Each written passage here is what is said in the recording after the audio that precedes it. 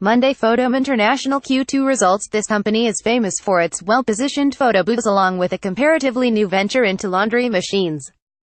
Trading so far this year has been in line with expectations. It is likely therefore that from this update, investors will be concentrating on costs and new technology, along with its cash position and dividends. There may also be an update on forms of ID in Japan and the UK. Tuesday. Ashtead Q2 results. It has been a stellar year for equipment hire group Ashtead, with the shares comfortably outperforming the market. Last year's strong trading carried on into the first quarter of the current financial year, with rental revenue and profits both well up and boosted by the weakness of sterling. The market will be interested in how the main U.S. business is performing, whether the capital expenditure on new equipment has carried on in the second quarter, and what the management is now forecasting for the year figures. Expectations have been raised by a very positive trading update in October from rival United Rentals in the U.S. Thursday. Bunzl trading update. The growth strategy at this support services company is based around acquisitions, and updates of this kind are often accompanied with news of the latest. The group has a global presence, so investors will be keen to hear about performance in individual regions and hope continued signs of resilience in its main markets. 2. Final results. In September, the company reiterated its previous guidance for a rise in year earnings of at least 10% and said it now expected year sales to rise well above 3%. That was reassuring in the wake of the hurricanes and earthquakes which afflicted Mexico and the Caribbean in August. The market will be looking to see if the cruises and hotels operations are still performing strongly, and whether the trend for holidaymakers to move away from Turkey and North Africa and towards the Western Mediterranean and Caribbean has continued. Demand in the UK has so far remained resilient, but signs of weaker consumer sentiment will lead the market to focus on TUI's performance in this country.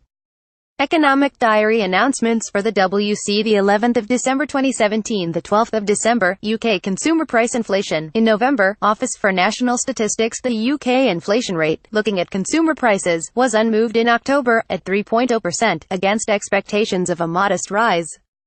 The falls in the pound seen after the EU referendum in 2016 have created one-off inflationary pressure. Sooner or later this effect will begin to ease, and indeed we may have seen inflation peak, with it set to fall back. However, the pound also fell after the 2017 election, and this effect has yet to show up in the inflation data. After falling back either in November or soon after, inflation may see another modest rise later next year.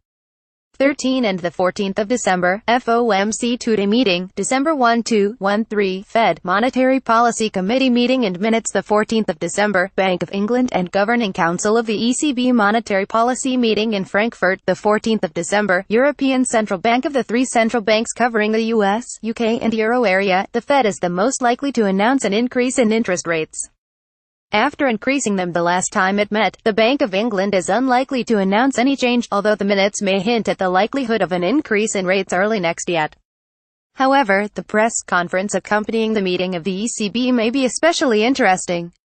Recent purchasing managers' indexes have pointed to the strongest growth in the euro area in many years, but also pointed to rising cost pressures. The ECB may well choose to focus on cutting back on its quantitative easing program. The 14th of December, retail sales in Great Britain. In November, Office for National Statistics last month, the data revealed a 0.3% month-on-month increase in retail sales, but a worrisome 0.3% year-on-year contraction.